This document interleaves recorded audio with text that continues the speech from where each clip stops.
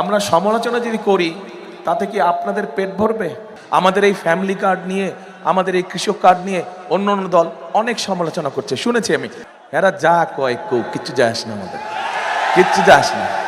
আপনারা ইনশাল্লাহ ধানের শীষকে জয়যুক্ত করে সরকার গঠন করলে আমরা চোখ বন্ধ করে আমাদের কাজ করতে থাকি। যে নির্বাচনী জনসভায় যেই দল সভা করে সেই দল অন্য রাজনৈতিক বা প্রতিপক্ষ সম্পর্কে সেই দল বিভিন্ন রকম সমালোচনা করে, তাই তো নাকি? আচ্ছা, আমরাও সমালোচনা করতে পারি। আমিও এখানে অন্য যেই রাজনৈতিক দল আছে যারা আমাদের সাথে নির্বাচন করছে, আমিও তাদের সমালোচনা করতে পারি। কিন্তু আমরা সমালোচনা যদি করি তাতে কি আপনাদের পেট ভরবে? পেট ভরবে? আপনাদের পেট ভরবে না। কি ভাই, সমালোচনা করলে পেট ভরবে? আপনাদের পেট ভরবে না। তো হবে মাঝে মাঝে যদি দেখি বেশি ওলট পালট করছে তাহলে তো সমালোচনা করতেই হবে। কিন্তু আমাদের দেশের মানুষের পেটে ভাত দরকার, সকলের পকেটে পয়সা দরকার, হালাল কামাই দরকার।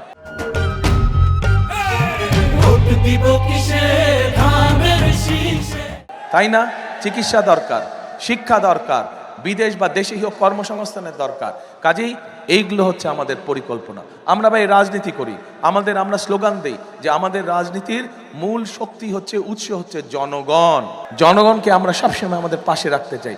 সেই জন্যই ওই যে প্রথমে বললাম বিএনপির অভিজ্ঞতা আছে দেশ চালানোর। আমাদের এই ফ্যামিলি কার্ড নিয়ে, আমাদের এই কৃষক কার্ড নিয়ে অন্য অন্য দল অনেক সমালোচনা করছে, শুনেছি আমি। আপনারাও দেখেছেন, পত্রপত্রিকা দেখেছেন না? এরা যা কয় কিচ্ছু যায় আসে না, আমাদের কিচ্ছু যায় আসে না। আপনারা এই যে জনগণ, লক্ষ জনগণ এখানে আজ এত রাতে উপস্থিত আছেন, আপনারা ইনশাল্লাহ ধানের শীষকে জয়যুক্ত করে সরকার গঠন করলে আমরা চোখ বন্ধ করে আমাদের কাজ করতে থাকব। যেই কাজগুলো করলে এই দেশের মানুষের, খেটে খাওয়া মানুষের উপকার হবে।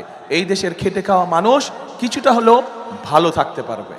এখন এই কাজগুলো যদি আমাদেরকে বাস্তবায়ন করতে হয়, জনগণের ভাগ্যের পরিবর্তন করে, যাতে জনগণ যদি এখন 10% ভালো থাকে, যাতে আমরা ওটাকে 20% করতে পারি। 100% ধীরে ধীরে যাব আমরা, কিন্তু অন্তত যাতে 20% নিতে পারি। 20% নিলেও আমরা আলহামদুলিল্লাহ অনেক দূর এগোতে পারবো।